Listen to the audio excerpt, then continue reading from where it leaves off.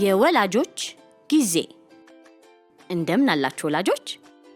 የዛሬ ልጅ አሳዳጊዎች፣ የነገ ሀገር አስረካቢዎች። የኢትዮጵያ ልጆች ወላጆች፣ እኔ ዶክተር አሻግሬ ዘውዱ እባላለሁ። በአዲስ አበባ ዩኒቨርሲቲ የምግብና የስነ ምግብ ማዕከል ረዳት ፕሮፌሰር ነኝ። ስለዚህ ዛሬ ስለ ልጆች አመጋገብ ከእናንተ ጋር ከወላጆች ጋር እንወያያለን። በመጀመሪያ የኢትዮጵያ ልጆች ቲቪ ፕሮግራም እየሰራ ያለውን ነገር ማመስገንና ማድነቅ እፈልጋለሁ። ስለዚህ ስለተጋበዝኩም በጣም አመሰግናለሁ።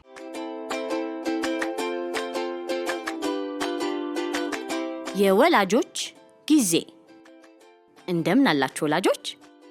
የዛሬ ልጅ አሳዳጊዎች፣ የነገ ሀገር አስረካቢዎች። ዛሬ የምናወራው እንደምታውቁት ምግብ ለሕፃናት በጣም አስፈላጊ ከሆኑት ነገሮች ውስጥ ዋነኛው ነገር ነው። በመጀመሪያ ምግብ ለሕፃናት ለምን ያስፈልጋል የሚለውን ነገር በትንሹ ማንሳት ያስፈልጋል። እንደምታውቁት ሁላችንም ቤተሰብ፣ እኔም ልጆች ያለኝ 2 ልጆች፣ ልጆቻችን ትልቅ እንዲሆኑልን እንዲያድጉልን በአእምሮና በአካል የበለጸጉ እንዲሆን እንፈልጋለን። ይሄ ደግሞ ሊያደርገው የሚችለው አንዱ ነገር ምግብ ነው። ስለዚህ በአግባቡ ምግብ ያላገኙ ልጆች ልክ እንደ አትክልት ችግኝ ነው ብዬ ነው ማስበው። ስለዚህ በእድገታቸው ላይ የሚያመጣው ጉዳት፣ በልጅነት የተከሰተ ጉዳት በእድሜ ልክ በጠቅላላ ሊዘልቅ የሚችል ስለሆነ ወላጆች ልጆችን በመመገብና የምግብ ሂደታቸውን መከታተል በጣም ከፍተኛ ነው ብዬ አስባለሁ። ስለዚህ በህፃንነት የሆነ ጉዳት ለእድሜ ልክ ብቻ የሚተርፍ ስለሆነ ማቃናትም ማስተካከልም ከባድ ስለሆነ ወላጆች በልጆች አመጋገብ ላይ ጥንቃቄና መደረግ ያለበትን ነገር ከሙያ አንጻር መግለጽ እፈልጋለሁ። ስለዚህ ምግብ ጤነኛ ነው ወይም ለልጆች ጥሩ ነው ብለን ስንናገር 2 ነገር መያዝ አለበት። አንዱ ጥራትና ደህንነቱ የተጠበቀ መሆን አለበት። ስለዚህ የምግብ ጥራት ከየት ነው የሚመጣው ስንል ማንኛውም ምግብ ማንኛውም ህጻናቶች መውሰድ ያለባቸው የተመጣጠነ ምግብ አለ። ምግብን ተመጣጠነ የሚያደርገው ምንድን ነው ስንል ወላጆች የምግብ የምታውቋቸው የሚከፋፈሉ በተለያየ አይነት ክፍል ይከፋፈላሉ። የመጀመሪያው የሰብል እህሎች የምንላቸው ናቸው። ሁለተኛው የጥራጥሬ፣ ሶስተኛው አትክልትና ፍራፍሬ፣ በተጨማሪ የስጋ፣ ከስጋ ደግሞ ወጣ ብለን ደግሞ የአሳ ዘሮች የምንለው አለ። በተጨማሪ ደግሞ የወተትና የወተት ተዋጽኦች አሉ። ውሃንም እዚህ ውስጥ ይጨምራል። ስለዚህ እነዚህ ምግቦች ስንመገብ በሳይንሱ ማግኘት የሚገባን ንጥረ ነገሮች አሉ። በሳይንስ የምናውቃቸው 6 አይነት ንጥረ ነገሮች አሉ። አንደኛው ካርቦሃይድሬት እንለዋለን። ያው በአማርኛው ኃይል ሰጪ፣ ልጆችን በየቀኑ እንዲሯሯጡ የሚያደርገው ጉልበት እንዲሆናቸው የሚያደርገው ካርቦሃይድሬት ነው። ስለዚህ ይህንን ካርቦሃይድሬት ከነዚህ ከእህሎች በብዛት ማግኘት እንችላለን። ጥራጥሬዎችን በተወሰነ መልኩ ከቅባቱን ማግኘት ይቻላል። ሁለተኛው የምግብ ንጥረ ነገር በሳይንሱ የሚባለው ፕሮቲን ነው። ፕሮቲን ደግሞ አካል ገንቢና እድገታቸውን እንዲፋጠን የሚያደርግ ነው። ይህንን በብዛት የምናገኘው ከስጋ፣ ከእንቁላል፣ ከወተት በብዛት መገኘት ያለበት ነው። ሶስተኛው ደግሞ የምንለው የዘይትና ቅባት የምንለው ነው። ልጆች እንዲያድጉ በጣም ጠቃሚ ከሆነ ነገሮች ውስጥ አንዱ ቅባት ነው። ለምሳሌ አእምሯቸው የተሰራው ብዙውን ከ80% በላይ የሆኑ የአእምሮ ክፍል ላይ ህጻናቶች የተሰራው ከቅባት ነው። ስለዚህ ልጆች ትክክለኛውን አስተሳሰብ እንዲኖራቸውና የሚፈልጉትን ነገር በትምህርትም ጎበዝ እንዲሆኑ ከፈለገ ተገቢውን የቅባት መጠን ማግኘት አለባቸው። ቀጥሎ ደግሞ በብዛት የማይታዩ ጉዳታቸው ግን ከፍተኛ የሆነው የማዕድናትና የቫይታሚን አለ። ማዕድናት የምንላቸው ካልሲየም፣ እንደ ፎስፈረስ፣ አይረን፣ ዚንክ የመሳሰሉትን ልጆችን በየጊዜው በጥሩ ሁኔታ እንዲንቀሳቀሱ የሚያደርጋቸው ነው። ከዛ ቀጥሎ ደግሞ ቫይታሚን የምንላቸው አለ። ቫይታሚኖች በሽታ ተከላካይ ነው የምንላቸው። ስለዚህ ልጆቻችን ጉንፋን እንዳይታመምብን፣ ሲታመሙ ብቻ አይደለም ብርቱካን መግዛት፣ ከመታመማቸው በፊት ነው እነዚህ ነገሮች በየቀኑ ማድረግ ያለብንና የቫይታሚን አይነቶች ቫይታሚን ኤ፣ ቢ፣ ሲ፣ ዲ እና ኬ ይባላሉ። እነዚህን ሁሉ ነገር አመጣጥኖ መስጠት ነው እንግዲህ ዋናው የቤተሰብ አስተዋጽኦ መሆን ያለበት።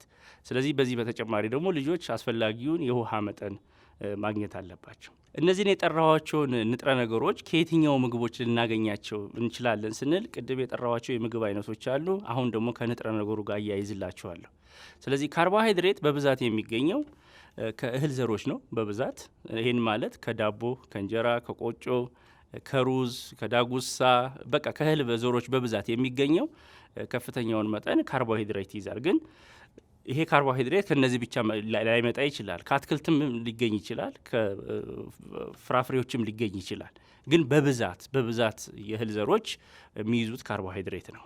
ስለዚህ ልጆችን ካርቦሃይድሬት ብቻ ከመገብን ልጆቹ ላይ የሚያመጣው የራሱ ጉዳት አለው። ቀጥሎ ደግሞ በጣም ጠቃሚ የሚሆነው ፕሮቲን የምንለው ነው። ሰውነታቸው እንዲገነባና እንዲያድግ ብቻ ከፈለግን ደግሞ እነዚህም ፕሮቲኖች በብዛት ሰዎች ፕሮቲን የሚገኘው ከስጋ ብቻ ይመስላቸዋል። ግን በማንኛውም ማህበረሰብ ውስጥ እንደ አደንጓሬ፣ ኦቾሎኒ፣ ባቄላ፣ አተር፣ ሽምብራ የመሳሰሉት ሁላ እነዚህ ፕሮቲንን መተካት ይችላሉና እነዚህ ነገሮች ማግኘት ይቻላል። ልዩነቱ ግን የፕሮቲን ሁለት አይነት አለ። ከሰውነታችን ሊሰራ የሚችለውና ሰውነታችን ሊሰራቸው የማይችል። ስለዚህ ጥራጥሬ ብቻ ስለሰጠናቸው ልጆቻችንን አስፈላጊ የሆኑትን አሚኖ አሲዶች ላያገኙ ይችላሉ። ስለዚህ በተወሰነ መልኩ የስጋ አስተዋጽኦችን እንቁላል፣ ስጋና ወተት መጨመር ግዴታ ነው በተወሰነ መልኩ። ካልሆነ ግን በጥራጥሬ ብቻ ከሆነ ልጆቹ የሚያጧቸው ኢሴንሻል የሆኑ ወይም በጣም ጠቃሚ የሆኑ አሚኖ አሲዶችን ላያገኙ ይችላሉ። ቀጥሎ ደግሞ የቅባት ነው። በብዛት እንደምታውቁት ቅባት ከወተት አካላቶች ይገኛል፣ ወይም ከዘይት ምርቶች ይገኛል፣ ወይም ከአሳ ልናገኘው እንችላለን። ከስጋ አይነቶችም ጮማ ካለው ቅባት ልናገኝ እንችላለን። እዚህ ጋም የቅባት አይነቶች ሁለት አይነት ናቸው። ሰውነታችን ሊሰራ የሚችላቸውና ሰውነታችን ሊሰራቸው የማይችል። ለምሳሌ በኢትዮጵያ ባህል በጣም ስጋ ላይ ማተኮር ትኩረት አለን። ግን ስጋ ውስጥ የማይገኙ የቅባት አይነቶች አሉ። ኦሜጋ 3 እና ኦሜጋ 6 የተባሉ ፋቲ አሲዶች አሉ። እነዚህን ደግሞ ማግኘት የምንችለው ከአሳ ዘሮች ብቻ ነው። ስለዚህ ቤተሰብ ከስጋው ሂሳብ ላይ ቀንሶ አንዳንዴ ደግሞ ሁልጊዜ አይደለም፣ አንዳንድ ጊዜ ደግሞ የአሳ ዘሮችን በህፃናት እና በቤተሰብ ማዕድ ውስጥ መቀላቀል በጣም አስፈላጊ ነው። እኛ በባህላችን ብዙ ስጋ ተጠቃሚ ነን፣ ግን አሳውን ማተኮር ያስፈልጋል። ለዛ ነው አንዳንዴ ከአሳው ማግኘት ሲቀር ቤተሰቦች ተጨማሪ ሰፕሊመንቶችን ከፋርማሲ ሲገዙ ያለው እንደ መድኃኒት አድርገን ማለት ነው። እና አንዳንዴ በመድኃኒትና በሰፕሊመንት ከማሰብ በምግብ ብቻ እንዲያገኙት ማድረግ ይገባናል። ከዛ ውጪ ማዕድናት ሁሉም የምግብ ዘሮች ውስጥ ይገኛል። ግን ለምሳሌ አይረን በብዛት የሚገኘው ቀይ ስጋ ውስጥ በብዛት አይረን ይገኛል። ደም ይተካል ይባላል። ቀይ ስርም ራሱ ለአይረን መሰራትና መጠቀም ጥቅም የሚሰጥ በውስጡ ስላለ አንዳንድ ሰዎች ቀይ ስር ጥቅም የለውም ይላል። ግን በውስጡ ፎሌት የተባለ ጥቅም ለአይረን መብላላት የሚጠቅም ንጥረ ነገር ስላለ እንደዚህ አይነት አትክልቶችንም ራሱ መጨመርና ልጆችን በሁኔታ እንዲሮጡ እንዲጠነክሩ የሚያደርገውን ነገር ማግኘት ያስፈልጋል። ካልሲየም ይኸው እንደምታውቁት ነው፣ ከወተት የሚገኝ ነው። ፎስፈረስ ልጆችን እንዲያድጉ የሚያደርጋቸው ከዚህ ነው የሚገኘው። የሚቀጥለው ቫይታሚኖች፣ ብዙዎቹ ቫይታሚኖች ከአትክልትና ፍራፍሬ ይገኛሉ። በተለይ በውሃ የሚማሙት እንደ ቫይታሚን ቢና ሲ። እነዚህ ቫይታሚንና ቢሲ በየቀኑ መጠቀም ልጆች ማግኘት አለባቸው። 1 ኪሎ ብርቱካን መስጠት አይደለም፣ ወይም ሙሉ ብርቱካን መስጠት ሳይሆን በእያንዳንዷ ገበታ ላይ ግማሿን ብርቱካን በቀን ውስጥ እንዲያገኙ ማድረግ ነው ያለብን እንጂ ዛሬ ይበላሉ፣ የሚቀጥለው ሌላ ቀን ደግሞ ገበታው ላይ ምንም ፍራፍሬ ከሌለ ልጆቹ አይጠቀም። ቢኮዝ ይሄ ቫይታሚን ቢና ሲ ከሰውነት የሚወጡ ናቸው፣ አይቀመጡም። ስለዚህ ልጆች ሊያገኟቸው የሚገቡት በየጊዜው ነው ማለት ነው። ከዛ ውስጥ ቫይታሚን ኤ የምታውቁት ነው። እንደ ካሮት በጣም የቀሉና መልካቸው እንደ ፓፓያ ሌሎቹ ያሉት በጠቅላላ ደግሞ በብዛቸው መልክ ካላቸው ለአይን ጥራትና ይባላል በብዛት ቫይታሚን ኤ ይኖራቸዋልና ቤተሰብ ይሄንን የቀለማት ስብጥር ሁልጊዜ ማድረግ ይገባዋል። ከዛ ውጪ ቫይታሚን ዲ ልጆችን በብዛት ፀሐይ ላይ ማጫወት ያስፈልጋል። ኮሮና ወቅት ነው አውቃለሁ፣ ግን በብዛት ቤት ውስጥ እንዲጫወቱ እንዲሯሯጡ ማስክም አድርገው ቢሆን ትንሽ ፀሐይ እንዲያገኛቸው ማድረግ ያስፈልጋል። አለበዚያ የቫይታሚን ዲ እጥረት ርኬት፣ የእግር ህመም ያመጣል፣ ድካም፣ የአጥንት መሳሳት ያመጣልና ይሄንን በጊዜ ከነዚህ እንዲያገኙ ማድረግ ያስፈልጋል። ከዚህ በተጨማሪ ግን በበቂ ሁኔታ ልጆች ውሃ እንዲጠጡ ማድረግ ያስፈልጋል። ሰውነታችን የተሰራው ከ70% በላይ ውሃ ነው። ልጆች እነዚህን ማዕድናት፣ ንጥረ ነገሮች በአግባቡ እንዲጠቀሙባቸው ከተፈለገ ውሃ በየጊዜው መስጠት ያስፈልጋል። በተጨማሪ ያው በብዛት ቤተሰብ የሚያተኩርባቸው የወተትና የወተት ተዋጽኦች አሉ። እስከ 1 ዓመት ልጆች የከብት ወተት መጠቀም የለባቸው። እዚሁ ጋር ለቤተሰብ መንገር የምፈልገው የወተት ጥቅም ከፍተኛ ነው። ሙሉ ምግብ ነው ይባላል። ግን ለህፃናት ወተት መስጠት መጀመር ያለብን፣ የከብት ወተት መስጠት ያለብን ከ1 ዓመት በኋላ ነው። ከ1 ዓመት በፊት በቻልነው መጠን በእናት ጡት ወተት መቆየት በጣም ጠቃሚ ነው። በብዛት የምናየው አንዳንድ ቤተሰቦች ልጆቻቸው ወተት ካገኙ በቃ ብለው ያስባሉ። ግን ወተት ለብቻው ድርቀትን ያስከትላል። በቂ ንጥረ ነገሮችንም ለልጆች የሚያስፈልገውን ነገር በጠቅላላ ላያሟላ ይችላል። ስለዚህ ልጆች ወተት ጠጥቷልና በቂ ነው የሚለውን አስተሳሰብ ቀይሮ በየጊዜው ከሌላ ምግቦች ጋር እንደ አንድ በቀን ውስጥ 2 ብርጭቆ ጨምሮ ከሌሎች ምግቦች ጋር እየተዋሃደ እንዲሁም ብቻ ማድረግ ያስፈልጋል። አንዳንዴ ትኩረት ወተት ላይ ብቻ ይሆናል፣ ግን እርጎ አርጎ ወይም አይብ አርጎ መስጠት ደግሞ የበለጠ አስተዋጽኦ ያደርጋል። ለምንድን ነው? በባክቴሪያዎች የተብላላ ስለሆነ ለልጆች ለመፈጨት በጣም ቀላል ስለሆነ ሁልጊዜ ትኩረታችን ወተት ላይ ከሚሆን ደግሞ የተወሰነውን ወተት ደግሞ ወደ አይብና ወደ እርጎ የሚቀየርበት ሁኔታ መፍጠር ያስፈልጋል። አይብና እርጎ ውስጥ ደግሞ ምንድን ነው ጠቃሚ ባክቴሪያዎች አሉ። ብዙዎቻችን ባክቴሪያዎች በሽታ ገዳይ ብቻ ወይም በሽታ አምጪ ብቻ ናቸው ብለን እናስባለን። ግን አንጀታችን ጤነኛ ሆነው እንዲቆይ ልጆችን አንጀታቸው ጤነኛ ሆኖ በህይወት የአንጀት ካንሰር እንዳይዛቸው የሚከላከሉ ጠቃሚ ባክቴሪያዎች ስላሉ እነዚህንም እየቀላቀሉ መስጠት በጣም ጠቃሚ ነው ብዬ አስባለሁ። ስለዚህ ይሄ በጥራቱ ጋር ያያያዝኩላችሁ ነው። እስካሁን ድረስ ልጆች መመገብ ያለባቸውን ማድረግ ያለባቸውን ነገር ነው ያነገርኩት። ከዛ ውጭ ግን ምግብ ሲዘጋጅ ደግሞ ደህንነቱ መጠበቅ አለበት። ደህንነቱ ስንል ማንኛውም ምግብ ልጆች በልተው በሽታ ሊያመጣ አይገባውም። ስለዚህ ደህንነቱ ያልተጠበቀ ምንም ጥራት ቢኖረውም መርዛማ ንጥረ ነገሮች በውስጡ ከያዘ በየቤቱ የምታዩት ነው። ልጆች በተቅማጥ ይያዛሉ፣ በተለያየ በሽታዎች ይይዛሉ። እድሜ ልክ የሚዘልቅም በሽታ ውስጥ ሊወድቁ ይችላሉና ይህንን ተጠንቅቆ የምግብ ደህንነቱ የተጠበቀ ማድረግ ያስፈልጋል። ስለዚህ ቤተሰብ እንዴት ነው ይህንን የምግብ ጤንነት መጠበቅ የሚችለው የሚለውን 5 ነገሮች በሳይንስ ተቀምጠዋል። አንዱ ንጹህ ውሃ መጠቀም እና ንጹህ የመስሪያ ግብዓቶችን መጠቀም አስፈላጊ ነው። ከዚህ ጋር እያይዤ ያው ቤተሰቦች በኮቪድ-19 ምክንያት በጣም ጥንቃቄ ጨምሯል። ይሄንን ጥንቃቄ አሁንም እንዲቀጥል። ኮቪድ መጥፎ በሽታ ነው፣ ግን ይዞት የመጣው እድል አለ። በየቤቱ ቤተሰቦች ጥንቃቄ እያደረጉ ነው። በየቦታው መታጠብ አለ። ልጆች አጠባ ለምደዋል። ስለዚህ ይህንን ልጆች በብዛት የተቅማጥ በሽታ ጥናት አልሰራንም እንጂ እንደሚቀንስ ተስፋ አረጋለሁ፣ ንጽህናውና ጥንቃቄው ስላለ። ከዛ ውጪ ሁሉን ነገር ንጹህ አድርጎ መያዝ በጣም አስፈላጊ ነው። በሳይንሱ ክሊን ይሉታል። ሁሉን ነገር በንጽህና መያዝ ያስፈልጋል። ቀጥሎ ጥሬ ነገሮችን ከበሰሉ ነገሮች ጋር መለየት። ስጋን ከበሰለ ነገር ጋር ስንቀላቅለው ከስጋው የሚመጣው ወደ አትክልቱ፣ ከአትክልቱ ወደ ፍራፍሬው፣ ፍሪጅ ራሱ ቤተሰብ ውስጥ አቀማመጥ ስርዓቱን በየቦታው ብታዩት ሌየር ሊኖረው ይገባል። ስጋ የሚቀመጥበት ቦታና አትክልት የሚጠቀምበት ቦታ ሊለያይ ይገባዋል። የስጋ እንደ አንጀት ወይም ጨጓራ ያሉ በሽታ በውስጣቸው ኦልሬዲ ባክቴሪያ ያለባቸውን አትክልቱ ከነካው ከአንዱ ወደ አንዱ ስለሚተላለፍ በምናቀዘቅዝበት ጊዜ ቤት ውስጥም በምንሰራበት ጊዜ የተሰራውን የበሰለውን ከጥሬው በጣም መለየት ያስፈልጋል። አለበዚያ አንዱ ከአንዱ ይቀላቀላል። ቀጥሎ ቤተሰብ በጣም መጠንቀቅ ያለበት ምግብን በአግባቡ ማብሰል ነው። በብዛት ልጆችን እየጎዳብን ያለው ነገር ወተትም ስናፈላ ባክቴሪያው ሳይሞት ጥንቃቄ ሳናረግ ለልጆች ሰጥተን ከጠጡት በኋላ ከፍተኛ ጉዳት ያደርሳል። ወተት ቅድም በጣም ጠቃሚ ነው ብያለሁ። ይሄ ጥቅም ለልጆች ብቻ ሳይሆን ለባክቴሪያውም ነው። በጣም ይፈልገዋል ንጥረ ነገሩን። ስለዚህ ቤተሰብ ምግብ ሊተርፍ ይችላል። የበሰለውን ምግብ ግን መልሶ ሲያሞቅ እስከ መጨረሻው ድረስ እንዲበስልና እንዲሞት ማድረግ ያስፈልጋል። አንዳንድ ቤት ውስጥ የምናየው ነው። እንጀራ ይሞቅ ይባልና ትንሽዬ ሙቀት ከሰጠ ነው ሻጋታው በጣም ነጭ በጠቅላላ ሞልቶ እናየዋለንና ልጆቻችንም ላይ ምግቡን በጣም ባክቴሪያውን ካልገደል ነው እስከሚበቃው ድረስ ይባስም አሙቀ ነው ከፍተኛ አደገኛ ደረጃ ላይ ሊያደርስ ይችላልና ይህንን በጣም መጠንቀቅ ያስፈልጋል። ከዚሁ ጋር የይዤ መናገር የምፈልገው አንዳንድ የሚከፈቱ እንደ ማርማራታ፣ ማር የመሳሰሉ ነገሮች ለልጆች በጣም መጠንቀቅ ያስፈልጋል። በህብረተሰቡ አውቃለሁ ማር ልጅ ያኮላትፋል ይላሉ፣ ግን ስለሚያኮላትፍ አይደለም። በውስጡ ክሎስትሪዲየም የተባለ መርዛማ ንጥረ ነገር በተዘጋ ጋዝ ውስጥ ምንም ኦክሲጂን ሳያገኝ ሊያድግ የሚችልና መርዛማ ንጥረ ነገር ሊገል ይችላል። ስለዚህ ለልጆች በጣም አደገኛ በየጊዜው የሚከሰት መርዛማ ነገር ኬሚካል በውስጡ ቢኖር የዚህኛው ባክቴሪያ ነውና መርዝ ይረጫል ከጊዜ በኋላ። ስለዚህ ከአፈር ጋር ግንኙነት ከእቃ ጋር ግንኙነት ካለ ማሩን ስንነካ ወይም እነዚህ ማርማራታዎችን 10 ስንከፍት ስንዘጋ ከፍተኛ ጥንቃቄ ማድረግ አለብን። ካልሆነ ግን ልጆቻችንን ፓራላይዝ ሊያደርግ ሊገል የሚችል ነገር ነው።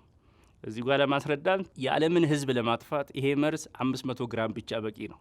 የዓለምን 9 ቢሊየን ሕዝብ ለመጨረስ 500 ግራም የዚህ መርዝ በቂ ነው። ስለዚህ እነዚህ መርዛማ ንጥረ ነገሮች በብዛት ህጻናቶች፣ በጣም እድሜያቸው ያልጠና ትንሽ ከሆኑ ይሄ መርጠማ ንጥረ ነገር ከፍተኛ ጉዳት ሊያደርስባቸው ስለሚችል ቤተሰቦች ጥንቃቄ እንድትወስዱ አሳስባለሁ። ከዛ በተጨማሪ የምግብ ደህንነት በ3 ነገሮች ነው የሚበርጀው። አንዱ በአይን የሚታዩ ነገሮች፣ ሁለተኛው በአይን የማይታይ ኬሚካል እንዳሁኑ የጠራሁት፣ የመጨረሻው ደግሞ ባክቴሪያ ነው። ብዙዎቻችን በአይን የሚታየውን ነገር ለምሳሌ ብርጭቆ ሊኖር ይችላል፣ የተቆራረጠ ጸጉር፣ በአይን እብቅ፣ አሁን ደግሞ ያው ጀሶ ላይ እንደምታዩት እንጀራ ላይ የሚጨመሩ ነገሮች አሉና እነዚህ አይነት ነገሮች ለልጆች ኩላሊት በሽታ ኩላሊታቸው በትክክል እንዳይፈጭ እንዳያጣራ የሚያደርግ ስለሆነ የምንገዛቸውን ነገሮች መነሻቸውንና ሶርሱን ማወቅ ያስፈልጋል። በብዛት አሁን የተቸገርነው ወተት ላይ ምንጩን ማወቅ ያስፈልጋል። በውስጡ ትክክለኛ የወተት ነው የከብት ነው ወይ ብሎ ወተቱ የሚመጣበትንም ቤት ሄዶ ማየት፣ ትክክለኛ ከብቶች አሉ ወይ ወተቱ ራሱ ጥራቱን የጠበቀ ነው ብሎ ቤተሰብ ለልጆቹ ኃላፊነት ወስዶ መምጫውን ማየት ያስፈልጋል። አሁን ምን ያህሎቻችን ነው ጤፍ ስናስፈጭ ወፍጮ ቤት ሄደን አይተን ነው እንጂ የተፈጨ ወደ ቤት ይዞ መምጣት የተውንበት ሁኔታ ነውና ይሄ ደግሞ ለልጆች ስለሆነ ከፍተኛ ጥንቃቄ ማድረግ ያስፈልጋል። ሁለተኛው ቅድም ከጠራሁት የኬሚካል መርዛማ ንጥረ ነገሮች የተጠበቀ መሆን አለበት። በብዛት ኬሚካል የተጨመረባቸው የፋብሪካ ምርቶች ለልጆች ባይሰጥ ይመከራል። ልጆቻቸውን በሽታ የመቋቋም የስኳር የመቀየር እንደ ዳያቤቲስ ኢንሱሊናቸውን የማዳከም ሁኔታ ስለሆነ ያለ እድሜያቸው ስኳር በሽታ፣ የኮሌስትሮል በሽታ፣ የክብደት በሽታ ሊጋለጡ ስለሚችሉ በጣም ፕሮሰስ የተደረጉና በፋብሪካ ያሉ ምርቶችን ለልጆች እንደ ሌግዠሪ በትንሽ ጊዜ እንደው ማባቢያ የምትሰጥ ካልሆነ በስተቀር በብዛት እዛ ላይ ባናተኮርንና ያንን ማድረግ ያስፈልጋል። ከዛ ውጪ ማቀዝቀዝ ነው። በጣም አንዱ ችግር የሚሆነው ደግሞ መብራት ሲጠፋ ምግብ ውስጥ ፍሪጅ ያስቀመጥ ነው በብዛት ሳይቀዘቅዝ መልሰን ለልጆች የምንሰጥበት ሁኔታ አለና ፍሪጅ ባይዘወይ ባክቴሪያዎችን አይገልም፣ እንዳያድጉ ነው እንጂ የሚያደርገው። ፍሪጅ አንዳንድ ሰው ስለቀዘቀዘ ባክቴሪያ የሞተ የሚመስለው አለና ፍሪጅ ውስጥ ባክቴሪያ የሞት የማደግ እድሉን ብቻ ነው የምናሳጥረውና ይሄንን በጣም መጠንቀቅ ያስፈልጋል። ስለዚህ የቀዘቀዙ ነገሮችን ለልጆች መልሰን ስንሰጠ ጥንቃቄ ማድረግ ያስፈልጋል። ስለዚህ የምግብ ደህንነቱ ካልተጠበቀ ልጆች የበሉትን ምግብ በተቅማጥ በምናምን ያጡታል፣ እድገታቸውን በዛው ልክ የተዛባ ይሆናል። ከዚህ በመከተል በጣም ማስረዳት የምፈልገው ደግሞ የአመጋገብ አይነቶች ናቸው። ቤተሰብ ከጭንቀት ልጆችን ከማሳደግ ያው ልጅ አመጋገብ እኔም ልጆች ስላሉኝ በጣም ከባድ ስለሆነ እረዳለሁ። ግን ማንኛውም ተክል አድገን ትልቅ እንዲሆንልን እንደምንፈልገውም የልጆችን ማመጋገብ አሰልቺ አድካሚም ቢሆን ግን መደረግ ያለበት ነገር ነው። እዚህ ላይ 4 አይነት የአመጋገብ የቤተሰብ አመጋገብ መንገዶች አሉ። አንደኛው በጣም ተቆጣጣሪ አምባገነን የሆነ ቤተሰብ። ይሄ አምባገነን ቤተሰብ ምንድን ነው? እችን ጭርስ አድርገህ በልተህ ጨርስ ብሎ የሚያስገድድ ልጁ ምንም መብት የሌለው የመምረጥ መብላት የሚፈልገውን ነገር መምረጥ የማይችልበት ቤተሰብ ብቻ አዞ የሚሆነው ነገር። ይሄ አደገኛው አይነት ቤተሰብ ተኮር ብቻ የሆነ አመጋገብ ዘላቂ እና የማያዛልቅ ስለሆነ ቤተሰቦች ይህንን ትኩረት ማድረግ አለባቸው። ሁለተኛው ደግሞ ልጆች ላይ ብቻ ያተኮረ ልጅ መብተኛ ብቻ የሆነ ልጁ የመረጠውን ብቻ እንትን ስጡኝ ካለ በርገር ነው ካለ በርገር፣ ፒዛ ነው ካለ ፒዛ፣ ቤተሰብ ምንም መብት የለውም እሱ ብቻ እያዘዘ ያው የፍቅር ይመስላል፣ ግን ልጅ የሚያድገው በዛ አይነት ሁኔታ አይደለም። መምረጥ ያስፈልጋልና ይሄ ሁለተኛው መብት ደግሞ በልጆች ላይ ብቻ የተወሰነ ልጁ ይሄ ደግሞ ጉዳቱ ምንድነው? ቅድም የተመጣጠነ ምግብ ብያለሁ። ልጆች የሚመገቡትን ብቻ ምግብ ከበሉ ሁሉን ነገር ላያገኙ ይችላሉ። እየተጎዱ ነው የሚሄዱት። ዛሬ በርገር ብቻ ከተባለ ከበርገር ሊገኝ የሚችለው ንጥረ ነገር ከጠራዋቸው 6 እና 7 አይነት ወይ 2 ወይ 3 ነው። ሌሎቹ ነገሮች ያመልጧቸውና ልጆቹ ከፍተኛ ጉዳት ላይ ሊጋለጡ ስለሚችሉት በልጆች ላይ ብቻ የተወሰነውን አመጋገብ ቤተሰቦች በጣም መጠንቀቅ ያስፈልጋል። አንዳንዴ ደግሞ ማባባዮች በመስጠት ይሄንን ከጨረስክ ይሄንን አረግልሃለሁ። ይሄንን እንግዲህ ሙስና የሚጀምረው ከዚህ እድሜ ጀምሮ ነው። ይሄ ድርድርና እንትን መቅረት አለበት።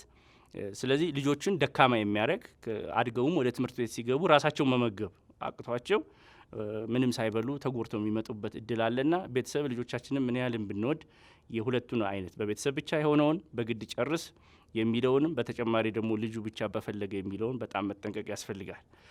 ሶስተኛው ደግሞ ያለ እድል ሆኖ ቤተሰብም ልጁም ክትትል የሚያደርግበት ልጁ ምን ይብላ ምን ይጠጣ የት ይዋል የማይታወቅበት ልጁም የመምረጥ እድል የሌለበት ቤተሰብም መርጦ መስጠት ያለ ይሄ ከኢኮኖሚ ጋርም ሊያያዝ ይችላል። አንዳንዴም ግን ከትኩረት ከማጣትና ልጆች ጋር ክትትል ባለማድረግ ነው። ስለዚህ ወላጅነት በዓለም ላይ ከባዱ ስራ ነው። ስለዚህ ወላጅነትን ልጆችን የሚፈለጉትን ነገር መስጠት የራሳችን ኃላፊነት ስለሆነ እንደዚህ አይነቱን አመጋገብ ስርዓት ደግሞ መቀየር ያስፈልጋል። መተው ልጆችንን በድሉ ያድጋል ያገኘውን ይብላ ከበላ ይብላ የሚለው አስተሳሰብ ደግሞ በጣም መቀረት አለበት። የመጨረሻውና አራተኛው መመክረው ፍቅር በገደብ ነው የሚባለው በእንግሊዘኛው። ይሄ ደግሞ ሁለቱም ውሳኔ የሚሰጡበት ነው። ቤተሰብም መብት አለው፣ ልጆችም ደግሞ ያበላል እድላቸውን የመምረጥ እድል አለው። ለምሳሌ ቤተሰብ ዛሬ ተነስቶ ጎመን ወይ ሰላጣ ይሁንልህ ሲል ምን ማለቱ ነው? ቤተሰብ እየወሰነ ነው፣ ግን ለልጁ ምርጫ እየሰጠው ነው። ጎመን ወይ ሰላጣ ከአንዱ አትክልት መምረጥ ነው እንጂ አይ ጎመንም ሰላጣም አትክልትም አልበላም ብሎ የመወሰን እድል የለውም። ስለዚህ ልጁ የሚለው በተሰጠው ምርጫ መሰረት ወይ ጎመን ወይ አትክልት ሰላጣ መምረጥ ግዴታው ነው ማለት ነው። ስለዚህ ይህን ፍቅር በገደብ ነው ያልኩት ይህን ነው። በተጨማሪ ልጁ በልቶ በቃኝ ካለ የማቆም መብት አለው። በግድ ጨርስ ብዙ ቤተሰብኛ ጋር ሳህኑ ጥብ ያለ ነገር የማየት የመደሰት ነገር አለ። ግን እንደዛ ብላችሁ አታስቡ። በብዛት በጣም ቤተሰብ የሚቆጣጠራቸው ልጆች ላይ በተደረገ ጥናት ከራሳቸው በመብት ከሚበሉት ልጅ ጋር 5 እጥፍ ለስኳር በሽታ፣ ለክብደት፣ ለኮሌስትሮል በሽታ የተጋለጡ ናቸው በሳይንሱ። ስለዚህ እኔም ቤተሰብ አለኝ በየቤቱ ምጨቃጭቀው በየቀን ልጆች እንዲበሉ ይፈልጋል፣ በራሳቸው እንዲበሉ ፈልጋለሁ። መተው አይደለም አያለው እዛው አካባቢ ሆኜ ይበሉታል አይበሉትም ብሎ ማበረታታት፣ በራሳቸው ማንኪያ ራሱ ይዞ በራሱ እንዲበላ ማድረግ። ፈረንጅ በየቤቱ ብታዩት ኢንዲፔንደንት ናቸው ልጆች፣ በራሳቸው በጣም ወሳኞች ናቸው። ይህንን ደግሞ ያመጡት ምንድነው? ከቤተሰብ ነው። እኛ ጋር ምን ያህሎቻችንን 18 ዓመት ሞልቶን ራሱ ሆስፒታል ለመሄድ እናት ይዘን ምንሄድ ብዙዎች አለ። ስለዚህ ይሄ ምንድነው? እንደውም ፈረንጅ 18 ይላል፣ የእኛ ግን እድሜ ልክ ልጆች ሆነን የምንቀርበት ሁኔታ ስላለ ልጆችን በጣም ኢንዲፔንደንት ማድረግ፣ በራሳቸው ወሳኝ እንዲሆኑ በምግብም ባላቸው ሁኔታ ወሳኝ ማድረግ በጣም ወሳኝ ነውና እኔ ለኢትዮጵያ ቤተሰብ በጣም በየቦታው ስላየሁት ነው። የምግብ ባለሙያም ነኝ። ይህንንም ስመክር ዛሬ ቤት ሊስቁብኝ ይችላሉ። እኛ ጋር ያላረከውን ነው ወይ ነው። ቤተሰብ ማምላት፣ መማከር፣ ሳይንሱ የሚደግፈውን ነገር መግባባትና መቀየር በጣም አስፈላጊ ነው ብዬ አስባለሁ። ስለዚህ ለቤተሰቦች በተጨማሪ መንገር የምፈልገው ለልጆቻችሁ አርያ መሆን ያስፈልጋል። አርያነት በጣም ከባድ ነው እረዳለሁ። ራሴም ጥሬ ስጋ ለምሳሌ በላለው ልጆቼ ፊት ልጆች እንግዲህ ይህንን አይጠቅምም ብሎ ማስረዳት በጣም ከባድ ነው። ቢራ ወይ ጠጅ በበዓል ልጆች አጠገባችን ስንጠጣ ያሉ። ስለዚህ ለልጆች በጣም አርያ መሆን ደግሞ ሌላኛው ከባድ ነገር ነው። ስለዚህ በምንመርጠው ምግብ ለልጆች የተባለ ምግብና ለቤተሰብ የሚባል ምግብ የለም። ልጆች እያዩ ነው የሚያድጉትና ስናቀርብ ምግብ ህጉ በጠቅላላ ለሁላችንም ነው መስራት ያለበት። ስለዚህ ለልጆችም ለቤተሰብ በአንድ ገበታ ላይ ገበታውን ብናስበው ምን መያዝ አለበት ካልን ቅድም ከተነገርኳቸው የሰብል እህሎች በአንድ በኩል እንጀራ ሊኖር ይችላል፣ ዳቦ በአንድ በኩል አትክልትና ፍራፍሬ ሊኖር ይችላል፣ በትንሹ ስጋ፣ በትንሹ ቅባት፣ እነዚህን ቀላቅሎ እንዲይዝ ማድረግ ነው ያለብንና በብዛት መጠን ላይ እናተኩራለን፣ ግን ጥራቱ ላይ ማተኮር አለብን። አንዳንድ ሰዎች አሁን ይህንን ሳወራ የቅንጦት ነው የትኛው ገቢ አግኝተን ነው ሊል ይችላል። ግን በብዛት መጠኑ ላይ ስለምናተኩር ነው እንጂ ጥራቱ ላይ ብናተኩር በተመሳሳይ የገቢ ደረጃ የተመጣጠኑና ልጆቹ ሊያስፈልጋቸው የሚችለውን ነገር ማሟላት እንችላለን ብዬ አስባለሁና ለቤተሰብ ለልጆች በጣም አርያ መሆን፣ እኛም የምንበላውን ምግብ በቻልነው መጠን ዳይቨርሲፋይና ሁሉንም ነገር ያካተተ እንዲሆን ማድረግ ያስፈልጋል ብዬ ነው ማስበው። በጠቅላላ እስካሁን ያልኳቸው ነገሮችን እያሰባችሁባቸው ቤተሰቦች፣ ትግል ነው ከልጆች ጋር ምግብ መብላት በጣም ትግል ነው። ከባድ ስራ እንደሆነ እረዳለሁ። ግን ነገ በልጆቻችሁ ላይ የምታመጡትን ነገር አስባችሁ ዛሬውኑ ጥረቱን እንድታረጉ።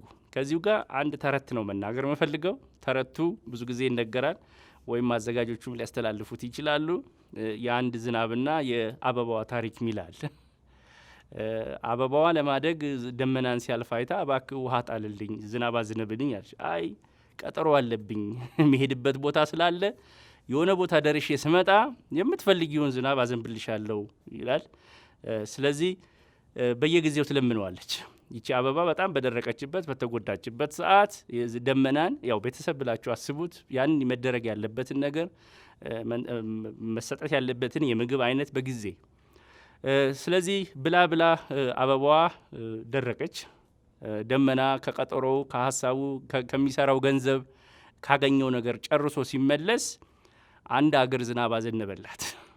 ግን ኦልሬዲ አበባዋ ምናለች? ደርቃለች፣ ሞታለች። ስለዚህ ልጆቻችንም እንደዚህ ብለን ማሰብ እንችላለን። ለልጆቻችን መስጠት የምንችለው ከፍተኛው ነገር ቢኖር ገንዘብ ወይም ሀብት ሳይሆን ጊዜ ነው ብዬ ነው ማስበው። ይህንንም የተረዳሁት ዩኒቨርሲቲ አስተማሪ ነኝ። ኮሮና ቫይረስ ላለፉት 8 ወራት ቤት አስቀምጦኛል፣ ገባ ወጣ እያልኩኝ። ግን ከልጆች ጋር ጊዜ ስታሳልፉ ልጆች ሲቀየሩ ታያቸዋላችሁ። እኔ ፊዚካሊ ልጄ የጨመረችውን ክብደት ልነግራችሁ ይችላለሁ። ከነበረችበት የክብደት መጠን አሁን ቤተሰብ በመኖሩ ጊዜ ለልጆች በመሰጠቱ መድረስ ያለባትን የክብደት መጠን ደርሳለች። በፊት ግን ቀጫጫ ወይ ቀንጫራ የሚባለው ደረጃ ላይ ነበር። ብዙ ልጆች እንደዛ ናቸው ብዬ ነው ማስበው። ስለዚህ ልጆች ሲጎዱ በሁለት መልኩ ነው። ከቁመታቸው በላይ በታች ያጥራሉ፣ አጭር ይሆናሉ። ይሄ ደግሞ በፊዚካል ብቻ አትዩት፣ በአስተሳሰብ ደረጃ በዛው ልክ ነው የሚያጥረው። ስለዚህ ኢትዮጵያ ውስጥ እስካሁን 38% የሚሆኑት ህጻናቶች መቀንጨር ውስጥ ነው ያሉት። መቀንጨር ውስጥ ማለት በምግብ ምክንያት መድረስ ያለባቸው የቁመት ደረጃ አልደረሱም። ከዛ በተጨማሪ ደግሞ መቅጠን ምንለዋለሁ ከቁመታቸው እኩል የሆነ ከእድሜያቸው ሳይሆን ከቁመታቸው እኩል ደግሞ የሆነ ክብደት የላቸው። BMI ምንለው አለ፣ ቦዲ ማስ ኢንዴክስ። እዛ ያልደረሱት ደግሞ አሁንም በምግብ ነውና ስለዚህ ልጆቻችንን በተለይ እስከ 2 ዓመት ድረስ እስከ 2 ዓመት ያለው ጊዜ ቅድም ያልኳትን አበባ ብላችሁ ማሰብ ትችላላችሁና በብዛት በየቦታው ስትሄዱ አንዳንድ ሰው ሀብቱ ከሞላለት ኑሮው ከተቀየረ በኋላ ሰውነቱን መመለስ ያቃተው ብዙ ሰው አለ። ለምንድን ነው ሲባል የልጅነት ጉዳት ይባላል። የልጅነት ጉዳት ልክ እንደደረቀ አትክልት ነውና ብትረጩበትም ማድረግ ያለባችሁ ነገር ብታረጉ የሚስተካከል አይደለምና ለኢትዮጵያ ወላጆች እኔንም ጨምሮ ሁላችንንም ወላጅነት በጣም አስደሳች ነገር ነው፣ ግን የሚመጣው ከዋጋ ጋር ነው። ስለዚህ ልጆች ካደጉ በኋላ የሚመጣውን ጉዳትና በእነሱ ምክንያት በአስተሳሰባቸው ትምህርት ባያልፉ ቢወድቁ ይሄ ሁላ የኛ አስተዋጽኦ ነውና ዛሬ ያልሰጠናቸውን ነገር መጠበቅ የለብንም። ስለዚህ የኢትዮጵያ ልጆች በጠቅላላ ልጆቻችሁ ላይ ኢንቨስት አድርጋችሁ በተገቢውና ወቅቱን በጠበቀ ጊዜ እንድትከታተሉና ማድረግ ያለባችሁን ነገር ነው። በስተመጨረሻ ከቴክኖሎጂ ጋር ተያይዘው የሚመጣውን ነገር ተናግሬ እጨርሳለሁ። ከቴክኖሎጂ ጋር አሁን የደረስንበት ጊዜ የቴክኖሎጂ ጊዜ ነው። ልጆች ቤት በሚቀመጡበት ጊዜ በጣም ቲቪ ያሉ። አሁን ልጆች ምግብ ሲመገቡ በስልክ እየተለመኑ ጌም ተከፍቶ ፊልም ተከፍቶ አንዳንዴ ምግቡንም ምንም ቴስት አያረጉትም፣ ዝም ብሎ መግባቱን ብቻ ነው። ቤተሰብ ደግሞ የሚያየው በቃ ጨረሰችልኝ ገባላት ነው። ይሄ ግን ሰውነታችን ምግቡ ሲገባ ልጆች ከምግባቸው ጋር ግንኙነት ከሌላቸው በጣም ጎጂ ነው። ለተለያየ አይነት በሽታ ይጋለጻሉና አሁንም አድካሚ እንደሆነ ይገባኛል። ከስራ ደክመን እንመጣለን። ከምትንጫጫብኝ ከምትጮህብኝ ይህን ስልክ ሰጥቼ አጸጥ ብትል ዩቲዩብ ከፍቼ ቲክቶክ ከፍቼ እና ይሄ ከቴክኖሎጂ ጋር የተያያዘውን ነገር ግን በየቦታው እኔም እያየሁት ስለሆነ ቤተሰቦች የቤተሰብን በተለይ ከምግብ ጋር ቲቪ እንዳይገናኝ የቲቪ ሰዓት ሊኖር ይችላል፣ ግን ምግብ ሲበላ ቲቪ እያሳዩ ስልክ እያሳዩ ወይ ጌም እያጫወቱ መሆን የለበትም። ልጆቹ ከምግቡ ጋር ግንኙነት እንዲኖራቸው ማድረግ ያስፈልጋል። ስለዚህ አንዳንዴ ልጆችን በማባበያ በምናባብልበት ጊዜ ትኩረት የሚሰጡት ለተባበሉት ነገር ነው። ዛሬ ምግብ ያበላናቸውን ሳይሆን በኋላ የተሰጣትን ከረሜላ ነው ማሰብ የሚጀምሩት። ከዚህኛው ምግብ ይልቅ ያኛው ከረሜላ ነው የበለጠ እንደ ሽልማት ስለተሰጠው የበለጠ ያኛው ጠቃሚ ነገር ነው ብሎ ያስባልና ልጆቹን ወደ ጣፋጭ ነገር፣ ወደ ለስላሳ፣ ወደ የማያስፈልጉ ነገሮች ያስገባልና ቤተሰቦች በዚህ ከፍተኛ ጥንቃቄ አድርጉ ነው ምለው። ልጆች የማይወዱትን ምግብ ለመቀየርና ለማስለመድ ብዙ ጥረት ይጠይቃል። ለምሳሌ ወተት የማይወድ ልጅ ሊኖር ይችላል። ግን ያንን ወተት ለምሳሌ በእርጎ ስታረጊው መውደድ ሊኖረው ይችላልና በአንድ መልኩ ካልተሳካ በሌላ መልኩ መሞከር ያስፈልጋል። ለምሳሌ ስጋ የማይበላ ልጅ ሊኖር ይችላል። እኔ አሁን አንዳንዴ ስጋ ምሰጣቸው ከሌላ ነገር ጋር ሸፍኜ ነው።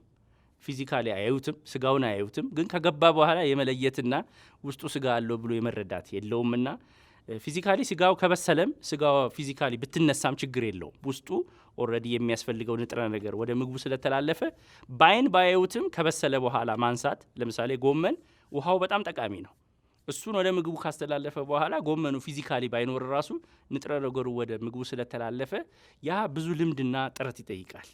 በየጊዜው ኤክስፐሪመንት ማድረግ ያስፈልጋል። ከልጆች ጋር በየትኛው መልኩ ነው ባቀርብለት ደስ ብላል ብሎ ማሰብ ያስፈልጋልና ምግቦችን በአንድ አይነት መንገድ ብቻ አለማሰብና በተለያየ መንገድ እያታለሉ አንዳንዴ በስኳርም ቀብተን እንታላልበት መንገድ ይኖራል። ውስጧ ለምሳሌ መድኃኒት የሚመር መድኃኒት ይኖራል። ብዙ ፋርማሲስቶች ሲጠይ የልጆች መድኃኒት በጠቅላላ ጣፋጭ ነገር አላቸው። ለራሴ የትልቅ መድኃኒት እንደዛ ቢጣፍጥልኝ ይፈልጋሉ። ለምንድነው ሳስገባው በጣም ስለሚመረኝ የልጆች መድኃኒቶች በጠቅላላ በሆነ ነገር የተቀቡ ናቸውና ልጆች ያንን የሚፈልጉትን ነገር ባይዘው ስኳር ስለተባለ ብቻ መፍራት አያስፈልግም። ጣፋጭ ስለተባለ ኬክ ስለተባለ አይስክሬም ስለተባለ ብቻ መፍራት አያስፈልግም። ምሰጠው መጠን ግን በስቷል ወይስ አንሷል ብቻ ብለው ማሰብ ነውና በትንሽ ማባባያዎች እያረጉ እየሸፈኑ ዳይቨርሲፋይ አድርጎ መሞከር ለቤተሰብ መሞክረው ነውና ይሄ ያው ጊዜ ይፈጃል። የማብሰያው ጊዜ መከራ ነው። ከእንደገና ደግሞ እነዚህ ነገሮች አባብሎ ለመሞከር ጊዜው የለምና ብዙ ወላጆች በአሁን ሰዓት እድለኛ ያልሆነው ነገር በብዛት የጊዜ ማጣት ነውና በዚህ ላይ ደግሞ ልጆች ሲያስቸግሩ የሚፈታተነው ነገር አለ። ግን ቅድም እንዳስረዳሁት ወደፊት የሚያመጣውን ነገር አስባችሁ ባላችሁ ጊዜና በቻላችሁት ሰዓት ለልጆች ጋር መሞከር። ከዛ ውጪ ከልጆች ጋር ምግብ ማብሰል መሞከር። ኪችን ውስጥ ገብቶ ዱቄት ቢያቦኩ ሊጥ ቢሰሩ ፕሮሰስ ውስጥ ሲሄዱ እንደ ሼፍ በኋላ ምግቡን ለመብላት ጉጉት ይኖራቸዋል። ቢኮዝ ልፋት ሰዓት አጥፍተውበታል። እናቴ ለካ ይሄን ያህል ጊዜ አጥፍታ ነው ምግብ የምትሰራልኝ የሚለው ነገር ስለሚኖር በቻለው መጠን ብዙ ሰዎች እሳት ጋር ድረስ ዞር በል ይላሉ። ግን ልጆችንም አብሮ በሚሰራው ሂደት ላይ ማስገባት ለልጆቹ የሚሰጠው ፍላጎት አለና ደስ ብሏቸው ሲበሉ ስላየው ያንንም ስራ አብሮ መስራት ይሄ ለእናቶች ብቻ አይደለም እያልኩት ለአባቶችም ጭምር በብዛት ልጆች ለአባታቸው አያበስልም ብለው ስለሚያስቡ ከነሱ ጋር በስሎ ሲያዩት የመደሰትና ይሄን አርጎልኛል ብሎ የማሰብ ነገር ስላለ ይሄንን ያረጋሉ ብዬ አስባለሁና ዛሬ በነገርኳችሁ እንግዲህ ወላጅነት በጣም ከባድ ኃላፊነት ነው። በዓለም ላይም ትልቁ ስራ ነው። ስለዚህ ይሄንን ተረድታችሁ የኢትዮጵያ ልጆች ይሄንን አርጉ ነው ምለው። ግን ልጆቻችሁን ለምትይዙ መድረስ ላለባቸው ነገሮች ጥረት የምታደርጉ ወላጆች በጠቅላላ ማመስፈን ግን እፈልጋለሁ። አመሰግናለሁ።